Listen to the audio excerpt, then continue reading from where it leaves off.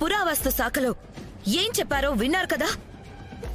ఆ సంపదంతా తర్వాత తరానికే చెందుతుందట.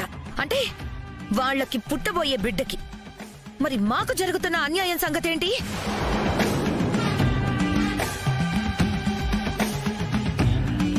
ఇక్కడ ఎవ్వరికీ ఏ అన్యాయం జరగలేదు వదినా. అన్యాయం చేశావ్ దేవాంశ్.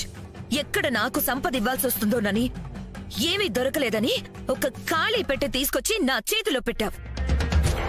అసలు సంపద తీసుకెళ్లి ఎక్కడో దాచేశావు. అందులో ఇప్పుడు మా వాటా నాకు కావాల్సిందే.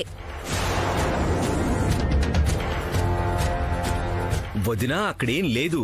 ఉంది దేవాంశ్, అబద్ధాలు చెప్పకు. ఊర్మిళ, వాడికి అబద్ధాలు చెప్పడం చేత కాదు. ఎవరి బిడ్డ వాళ్ళకి సత్యహరిశ్చంద్రుడే అత్తయ్యా.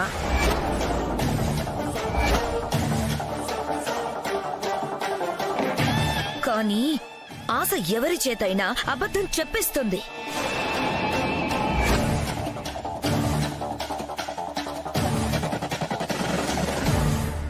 అయినా మరీ అంత ఆశ పనికిరాదు దేవాంశ్.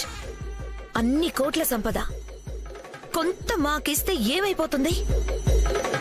నా సంగతి కూడా మర్చిపోదు దేవాంశ్. నాకు కూడా హక్కుంది.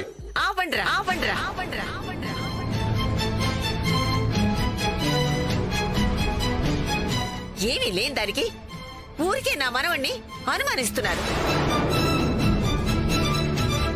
మీరు చెప్పేది నిజమైతే ఎక్కడ దాచాడో ఎంత దాచాడో చూపించి అప్పుడు మాట్లాడండి. చూపించాల్సింది మేము కాదు బామ్మగారు, మీ మనవడు. కానీ తను నిజం చెప్పడు. మీరందరూ ఇతన్నే నమ్ముతారు.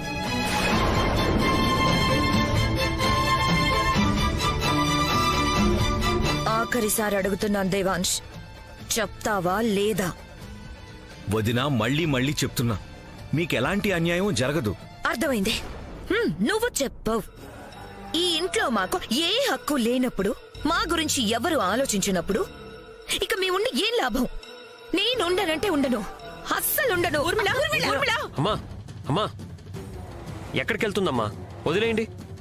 ఎప్పుడు ఏదో ఒకటి గొడవ చేస్తుంది. దానికి అలవాటే. అదే ఊరుకుంటుందిలే, పట్టించుకోకండి.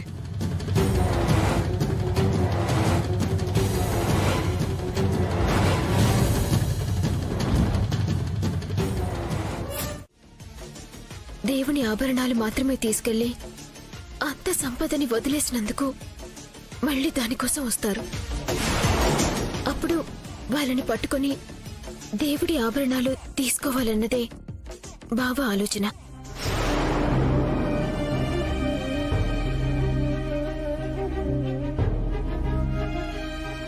అసలు నేలమాలిగలో సంపద గురించి ఎవరికి తెలుసు? ఎవరు ఇంతకు తెగించారు? నాకు తెలిసి మనకి బాగా కావాల్సిన వాళ్ళు, మనతో క్లోజ్గా ఉండేవారు ఎవరో చేసిన పని నాన్న. మనకు తెలిసిన వాళ్లలో ఇలాంటి పాడుబుద్ధి ఉన్న వాళ్ళు ఎవరుంటారు? ఎవరైనా కావచ్చు మావయ్య. ఇంటి దొంగని ఈశ్వరుడైనా పట్టలేడు అంటారు.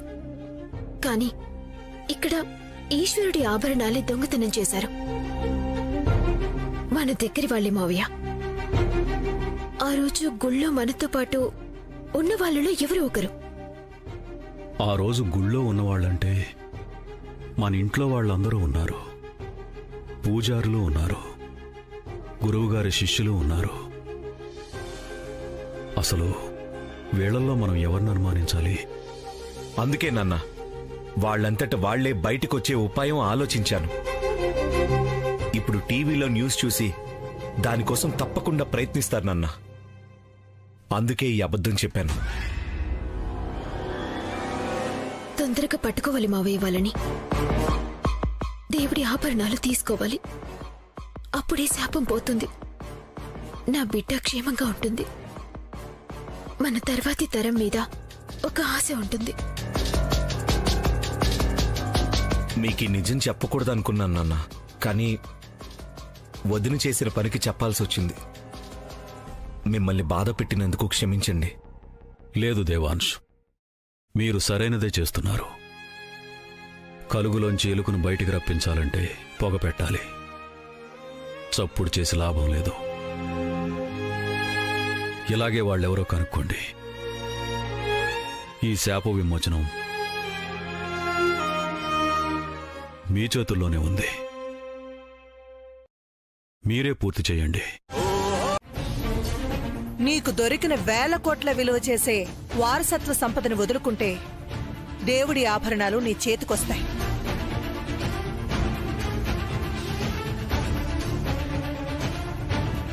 మాట్లాడవేంటి? శాపం నుంచి బయటపడ్డం కంటే నీకు ఆ సంపదే ముఖ్యమా? లేదు, అంటే అది ఆ, ఇప్పుడే ఇస్తాను అని చెప్పడానికి ఆ సంపద నా ఒక్కడిదే కాదు కదా. ఆ, అదే ఆలోచిస్తున్నా. అది నీ ఒక్కడదా 100 మందిదా అన్నది నాకు అనవసరం. కానీ ఇది చెయ్యకపోతే అందరికన్నా నీకే నష్టం ఎక్కువ.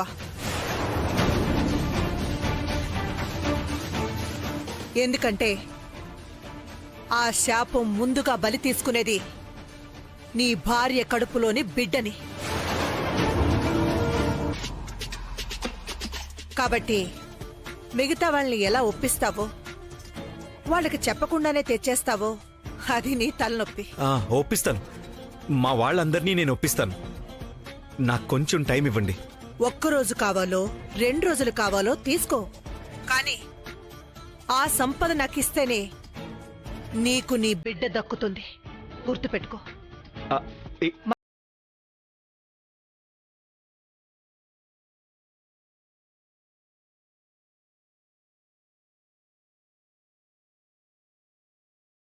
నీ తెలివితేటలు అమోఘం. ఇంకా అయిపోలేదు వైదేహి. ఇప్పుడు వాళ్ళెవరో కనుక్కోవాలి. ఆభరణాలు మన చేతికి వచ్చేలా చేసుకోవాలి. అసలు ఎవరో ఒకరున్నారని తెలిసిపోయింది కదా బావా. నువ్వు ఇప్పుడు వాళ్ళని ఎలా కనుక్కుంటావు? అదే తెలియట్లేదు వైదేహి. కనిపెడదాం.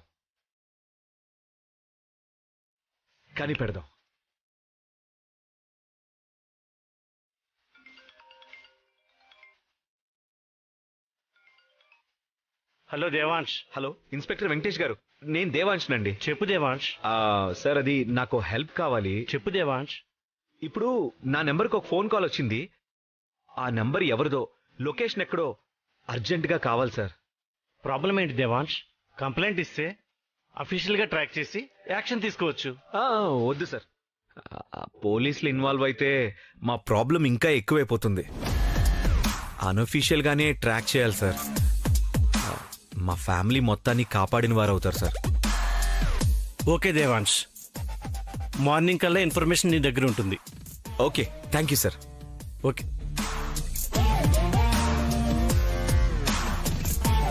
రేపు పొద్దున వరకు ఓపిక పట్టు వైదేహి. ఎవరు దోచుకెళ్లారో వాళ్లే తిరిగి అప్పగించేలా చేస్తా. ఇక మన బిడ్డకేం కాదు వైదేహి. మన వంశానికి వచ్చిన ప్రమాదం ఏం లేదు. పసిబిడ్డగా నా చేతుల్లోకి వచ్చిన నా బిడ్డ ఇప్పుడు ఇంకొక బిడ్డకి తల్లి కాబోతుందని తెలిసి చూద్దామని వచ్చానమ్మా. నువ్వు 12 బిడ్డకి జన్మనివ్వాలని కుంకుమ పువ్వు తెచ్చాను. చూసావా కాలం ఎలా కలిసొస్తుందో. మనకు కావలసినవన్నీ తన వాళ్లే ఇంటికి తీసుకొస్తున్నారు చూడు. తీసుకోమ్మా. బాగున్నారా మావయ్య గారు? అత్తయ్య గారు వాళ్ళు బాగున్నారా? బాగున్నారు బాబు. అమ్మ తమ్ముడు ఎలా ఉన్నారు? బాగున్నారా? బాగున్నారమ్మా. బావుగారు, మిమ్మల్ని ఓ విషయం అడగాలి. అడగండి బావుగారు. వచ్చే వరకు అడుగుదామని ధైర్యంగానే వచ్చాను బావుగారు. కానీ ఇప్పుడు ఇక్కడ నా బిడ్డను మీరు మహారాణిలా చూసుకోవడం చూశాక ఇప్పుడు అడగడానికే భయమేస్తుంది.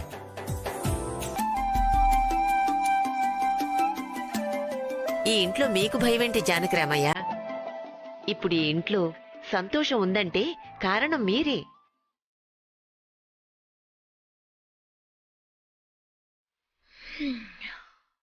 మా కోడల్ని పెంచి పెద్ద చేసి తిరిగి మా ఇంటికే కోడలుగా పంపించారు. మీకు ఏదైనా అడిగే హక్కుంది.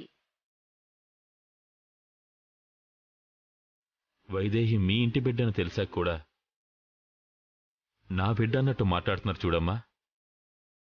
తండ్రి నన్న బాధ్యతతో అడుగుతున్నా. ఏ ఆడపిల్ల తండ్రైనా తన బిడ్డకి పుట్టింట్లో పురుడు పోయాలని ఆశపడతాడు. కాని అంతఃపురం నుంచి ఆ పేదింట్లో పురుడు పొయ్యాలని అడగలేను. అందుకే ఈ 3 నెలల్లో 3 రాత్రులు నిద్ర చేస్తే మంచిదని ఇంటికి తీసుకెళ్దామని అడగడానికి వచ్చాను. పంపిస్తారు కదా?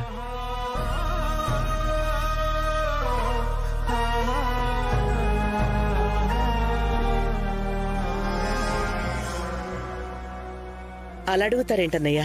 తను మీ కూతురు, తన పుట్టిల్లది. మీరెప్పుడు కావాలన్నా తనని తీసుకెళ్ళొచ్చు. వైదేహి ఇప్పుడు నా కోడలు కావచ్చు, మా ఇంటి మనవరాలే కావచ్చు. కాని పెంచింది, పెద్ద చేసింది మీరే అన్నయ్యా. మీకు లేని అర్హత ఇంకెవరికుంటుంది? మీ కూతురన్నయ్యా. ఎప్పుడైనా తీసుకెళ్ళండి, ఎన్నాళ్ళైనా మీ దగ్గరే ఉంచుకోండి.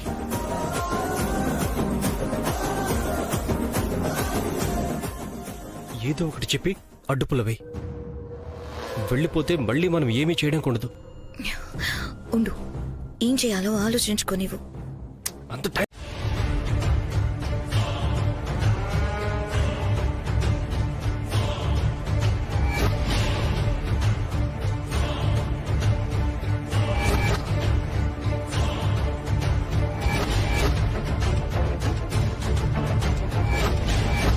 నువ్వు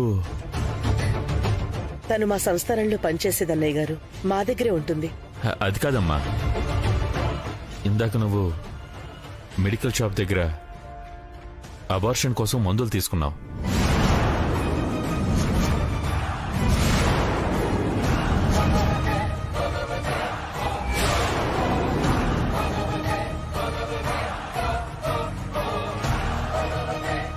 అది అబార్షన్ కోసం మందులు తీసుకుందా?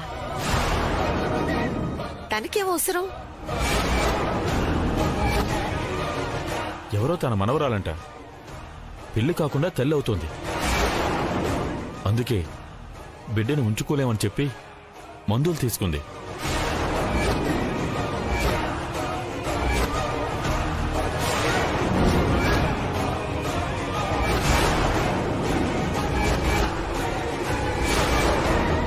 దొరికిపోయింది.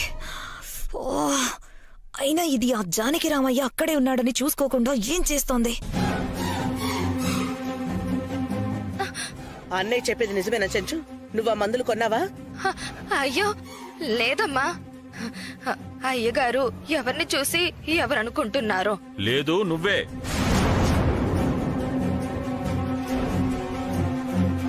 అదే గొంతు, అది నువ్వే.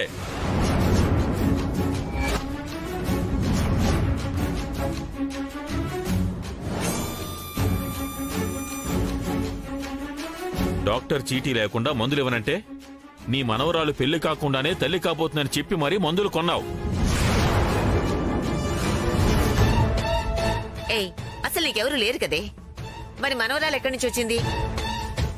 అదే నేను అంటున్నానమ్మా. నా అనేవాళ్ళు నాకు ఎవరూ లేరు. నా మనవరాలు ఎక్కడి నుంచి వస్తుంది? అది తల్లి ఎలా అవుతుంది? ఈ బాబు ఎవరినో చూసి నన్ను అనుకుంటున్నారు. లేదు, నువ్వే. అదే చీర, అదే గొంతు, ఖచ్చితంగా నువ్వే.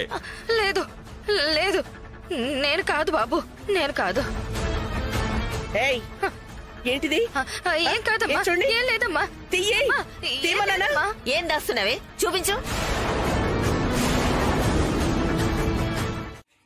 ఆ ఇంట్లో వైదేహికి ఆగర్భ శత్రువు ఉంది, మందర. ఎప్పుడు అవకాశం దొరుకుతుందా? ఎప్పుడు వైదేహి నేడిపిద్దామా? ఎప్పుడు వైదేహి జీవితాన్ని నాశనం చేసేద్దామా అని ఆలోచిస్తూ ఉంటుంది. తనని మన వైపుకు తిప్పుకోగలిగితే ఇక్కడ చంచల చేసే పని అక్కడ మందరతో చేయించొచ్చు. చేస్తుందంటావా? తప్పకుండా చేస్తుంది.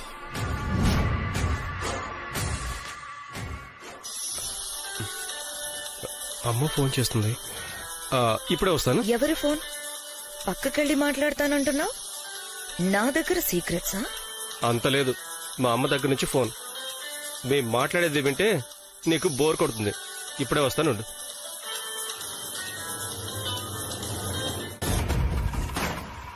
హలో అమ్మా. ఇంతవరకు దేవాంశ్ దగ్గర నుంచి ఏ ఫోను రాలేదురా.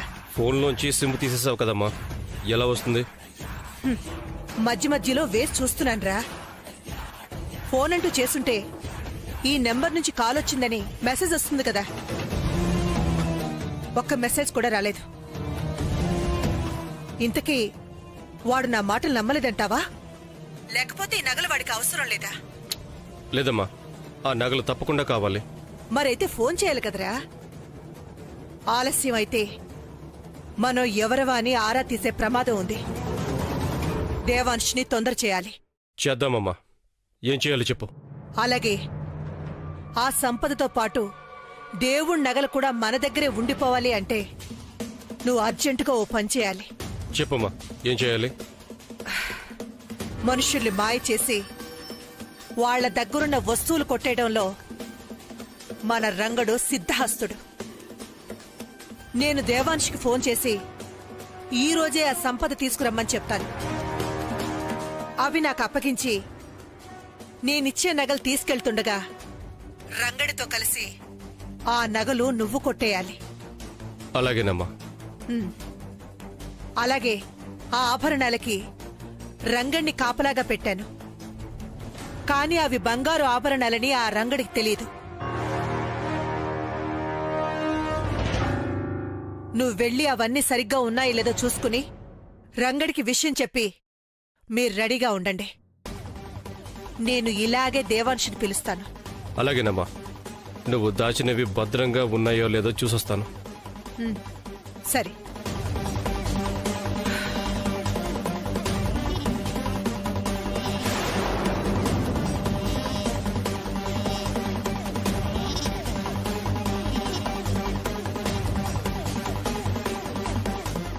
ఏంటి, ఏవో దాచినవి భద్రంగా ఉన్నాయో లేవో చూస్తా అంటున్నాడు. కొంపతీసి దేవుడి ఆభరణాలు కాదు కదా. ఎటెళ్తున్నాడు? Hello sir. హలో దేవాంశ్, కూర్చో.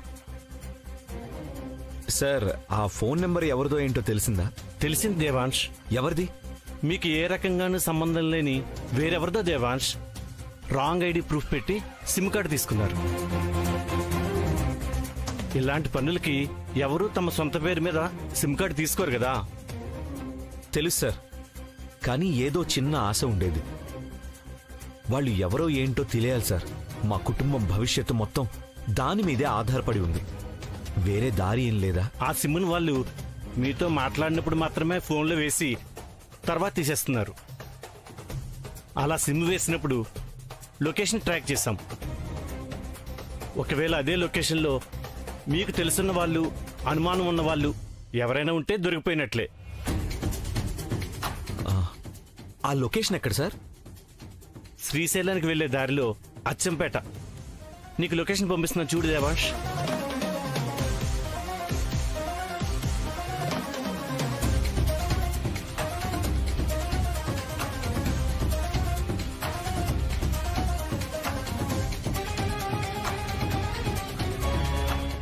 అచ్చంపేట. అచ్చంపేటలో మాకు తెలిసిన వాళ్ళు, మేము అనుమానించదగిన వాళ్ళు ఎవరున్నారు? నీకు ఫోన్ చేశాక ఆ సిమ్ తీసేసి వేరే సిమ్ వేసి దాని నుంచి కాల్ చేశారు. ఆ లొకేషన్ కూడా ట్రాక్ చేశాం. అది మీ ఇంటి దగ్గరలోనే చూపిస్తుంది.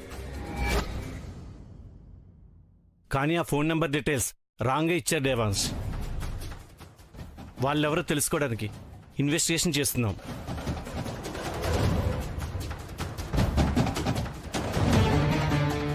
అవసరం లేదు సార్, ఎవరో తెలిసిపోయింది. షూర్? Yes sir. ఎవరు దేవాంశ్? ఇది బయటకు చెప్పుకునేది కాదు సార్. కుటుంబం పరువుకి సంబంధించిన విషయం. కానీ ఎవరో తెలిసిపోయింది సార్. ఇక నేను చూసుకుంటాను. ఓకే దేవాంశ్, ఈ విషయంలో నీకేదైనా హెల్ప్ కావాలంటే కాల్ మీ ఎనీ టైం. తప్పకుండా sir. Thank you so much. Thank you. వాలి, ఇదంతా చేస్తున్నది నువ్వా? నువ్వు మీ అమ్మ కలిపి ఇంత నాటకం ఆడుతున్నారా? నా బిడ్డ ప్రాణాలతో చెలగాటమాడుతున్నారా? నా వంశం భవిష్యత్తునే ప్రశ్నార్థకం చేస్తారా? రేయ్, నిన్ను వదలన్రా.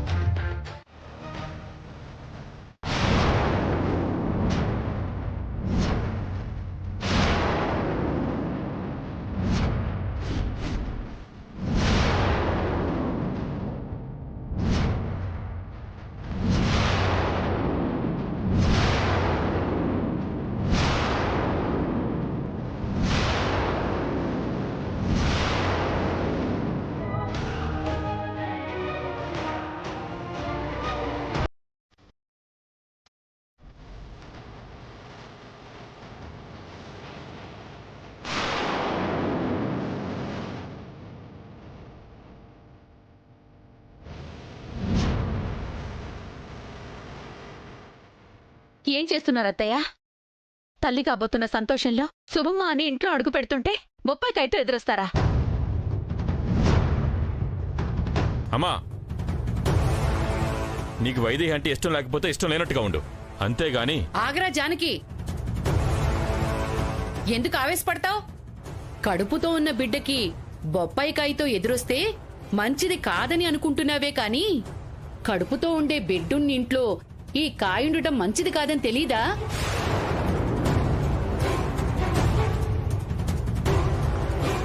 ఏమే సునైనా,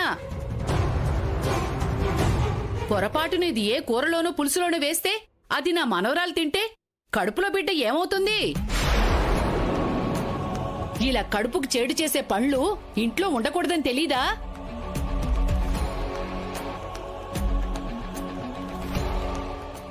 అత్తయ్య, బయటపడేద్దామని అనుకున్నాను, కానీ మర్చిపోయాను.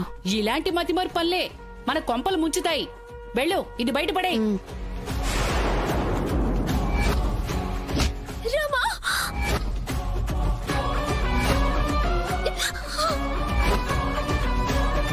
ఇది కళా నిజమా? ఎప్పుడు నా మీద నిప్పులు చెరుగుతూ విరుచుకుపడే నానమ్మ నా మంచి కోసం ఆలోచిస్తుందా? నా బిడ్డ మంచి కోసం ఆలోచిస్తుందా? నమ్మలేకపోతున్నానే నేను. పిచ్చి మొహంది, ఎప్పుడు ఇంతే. ఏమే మనవరాలా, ఏంటి ఆలోచిస్తున్నావు? ఇన్నాళ్ళు ఆ గొప్పింట్లో పిల్లవి కదా, ఇక్కడ ఎలా ఉండగలనా? లేదు నానమ్మా. వైదేహికి అలా ఏం ఉండదు బామ్మ. తను ఎక్కడైనా సర్దుకుపోతుంది. తెలుసు మనవడా, పుట్టినిల్లు మెట్టినిల్లు అదే అయినా పెరిగింది మాత్రం ఇక్కడే, నా చేతుల మీదనే కదా. ఇక్కడ కాకపోతే ఇంకెక్కడ సర్దుకుపోతుంది? నీ పురుడు కూడా ఇక్కడే, నా చేతుల మీదుగానే పోయిస్తాను మనవరాలా.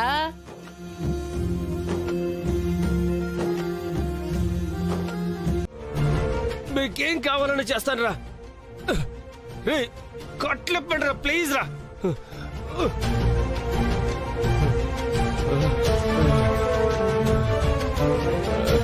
చచ్చిపోయేలా ఉన్నాను రా. రండి రా, ప్లీజ్ రా.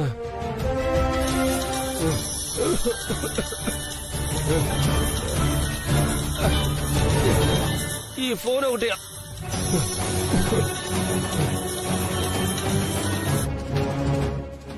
ఒకటి అక్కడ మోగుతూనే ఉంది.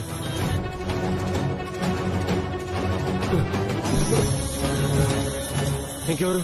రూమ్లోనే చేస్తుంటుంది. రూమ్లో ఫోన్ తీయట్లేదని తిట్టుకుంటున్నావు కదా, నీకేం తెలిసేనా బాధ? నాతో పాటు ఈ పొగలో ఉంటే నీకు అర్థమవుతుంది. తిట్టుకుంటావా? ఎంత తిట్టుకుంటావో తిట్టుకోవే.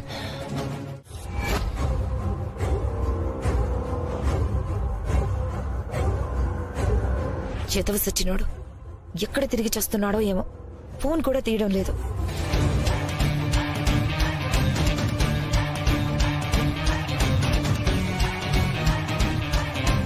ఏంటి అలా చూస్తున్నారు? ఏంటలా ఉన్నావా అని చూస్తున్నాను. నీళ్ళేమన్నా కావాలా? లేకపోతే బీపీ టాబ్లెట్ ఏమైనా తెప్పించరా? ఏంటి వెటకారమా? ఎవరైనా తెచ్చిస్తే గాని గ్లాస్ మంచినీళ్లు తాగలేరు, మీరు నాకు నీళ్ళిస్తారా?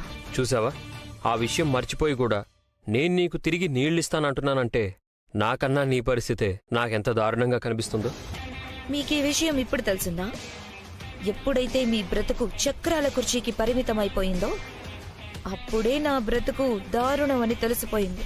అది ఆలోచించే మనిషిని బట్టి ఉంటుంది ఊర్మిళ. నా పరిస్థితిని నువ్వు బాధ్యత అనుకుంటే సంతోషం మిగిలుండేది, భారం అనుకుంటే బాధే మిగులుతుంది. అసలు ఇప్పుడు మీకేం కావాలి? నీ నుంచి నేను కోరుకునేది ఎప్పటికీ నువ్వు ఇవ్వలేవు గాని తప్పులు చేయడం చాలా సులభం ఊర్మిళ. కానీ చేసే తప్పుకి బదులివ్వాల్సిన రోజు ఒకటి వస్తుందని మర్చిపోకూడదు. తప్ప? ఏం తప్పు? దేని గురించి మాట్లాడుతున్నారు? తెలీదు, కానీ నీ టెన్షన్ చూస్తే తెలిసిపోతుంది నువ్వేదో తప్పు చేస్తున్నావని. అంటే నీ కంటికి నేను తప్పు చేసేదానిలా కనిపిస్తున్నానా? నాకెలా కనిపిస్తున్నావో నీ అంతరాత్మను అడుగు, అదే నీకు సమాధానం చెప్తుంది. ఈ ఇంట్లో నువ్వు చేస్తున్నది కరెక్టో కాదో నీకే తెలుస్తుంది.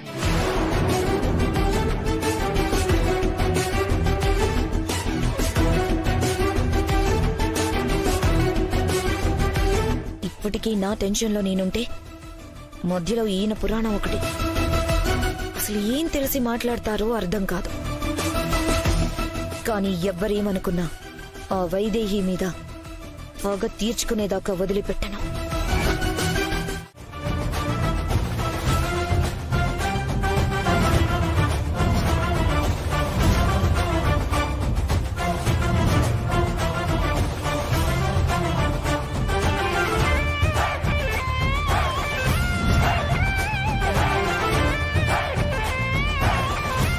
ఏమంటున్నాడు?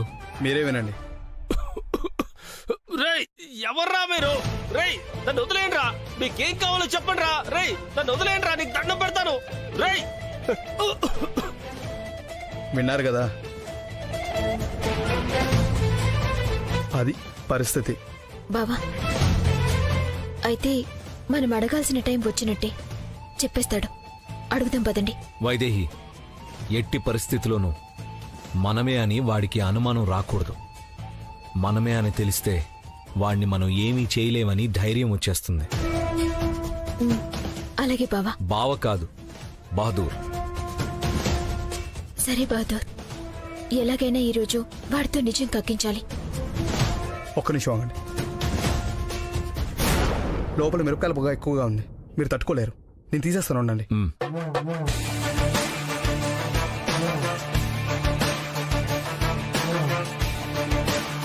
తీసేసాను, రండి. కానీ బయట పడదు కదా. అస్సలు బయటపడదు. ఫ్రూట్ జ్యూస్ తాగమని డాక్టర్ చెప్పింది. ఏ నారింజ జ్యూస్ లోనూ ఆ టాబ్లెట్ కలిపిచ్చేసాయి. పులుపులో పులుపు కలిసిపోతుంది, పసిపిండాన్ని నలిపేస్తుంది.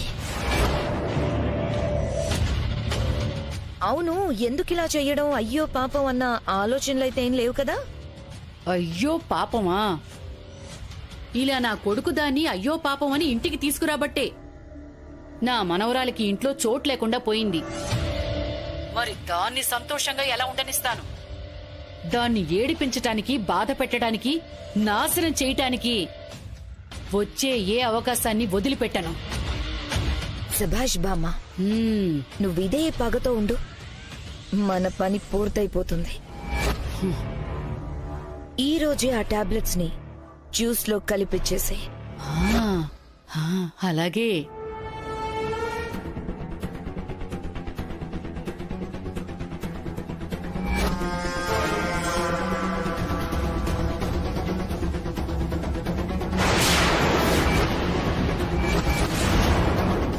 పూసే వైదేహి, పురుడు పోస్తానని ప్రేమగా మాట్లాడగానే మారిపోయాననుకున్నావు కదా? అది పైకి మాత్రమేనే, లోపల నువ్వు పెట్టిన కడుపు మంట అలాగే ఉంది. 9 నెలల్లో ఖాళీ కావాల్సిన నీ కడుపు 3 నెలల్లోనే ఖాళీ చేయిస్తాను. వద్దంటుంటే వినవేంటి బావా? ఈ మధ్య నా మాట అస్సలు వినట్లేదు నువ్వు. అవును, ఇప్పుడు నీ మాట నేను వినను. ఇక్కడ ఉందే బుజ్జి పాపాయి, తన మాటే వింటాను. అలాగా? అయితే నీ బుజ్జి పాపాయికి ఎలా తినిపిస్తావో తినిపించుకో, నేను మాత్రం తినను.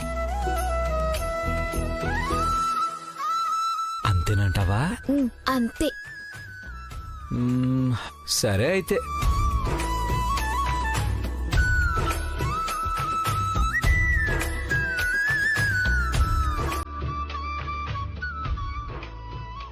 లాలిజో లాలిజో నీ తండ్రి లాలేది, భూమిలా ఒక వింతగా నీ గొంతే వింటుంది. హో తండ్రైన తల్లిగా మారే నీ కావ్యం, ఓ ఈ చిలిపి నవ్వుల గమనం.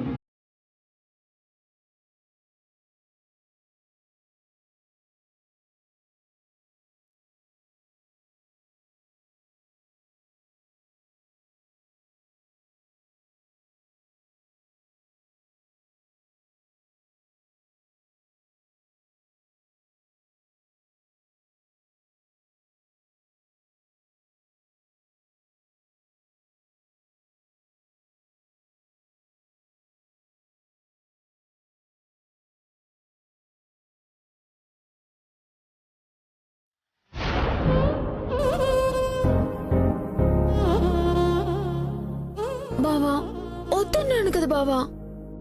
నీకెవరు పెట్టారు? నీ కడుపులో నా బుజ్జాయికి పెడుతున్నాను. ఇంకొకటి. బావా వద్దు. నాకే కాదు, పాపాయి కూడా ఎక్కువైపోయింది. ఆహా, వద్దని నీతో చెప్పిందా? అవును చెప్పింది. కావాలంటే నువ్వు కూడా విను.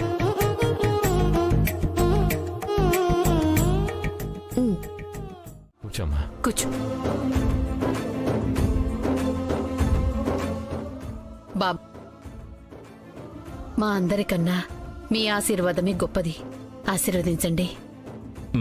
మనవడా, నువ్వు కూడా ఆశీర్వదించు. సరే.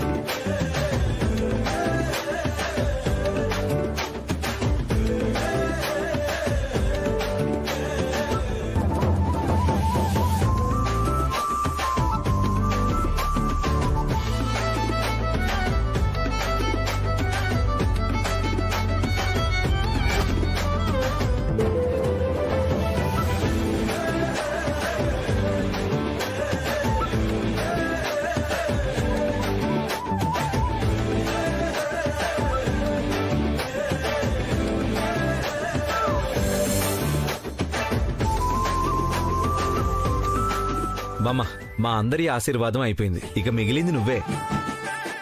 సరే మనవడా.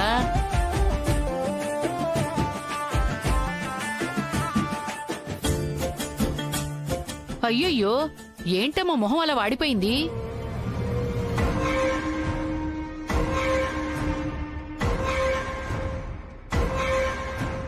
అయ్యో, ఏంటే సోనైనా అలా చూస్తూ ఉంటావు? నేను తీసిన జ్యూస్ ఉంది కదా, అది తీసుకురా. వెళ్ళు వెళ్ళు. అలాగే అత్తయ్య. ఏం తెలీదు నీకు, త్వరగా వెళ్ళవే. చూడమ్మా, కడుపుతో ఉన్నప్పుడు అన్ని తినాలి. దేనికి మొహమాట పడకూడదు, ఏది వద్దనకూడదు. సరేనా? సరే. రావే, పెళ్లి నడక నడుస్తావే.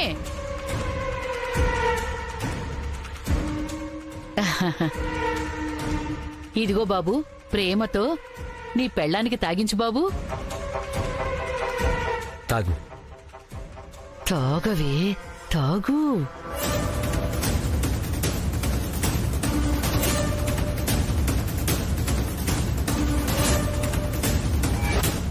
అమ్మా, నువ్వు జ్యూస్ తాగొద్దమ్మా. నువ్వు జ్యూస్ తాగొద్దమ్మా. ఆ జ్యూస్ మాత్రం తాగొద్దు.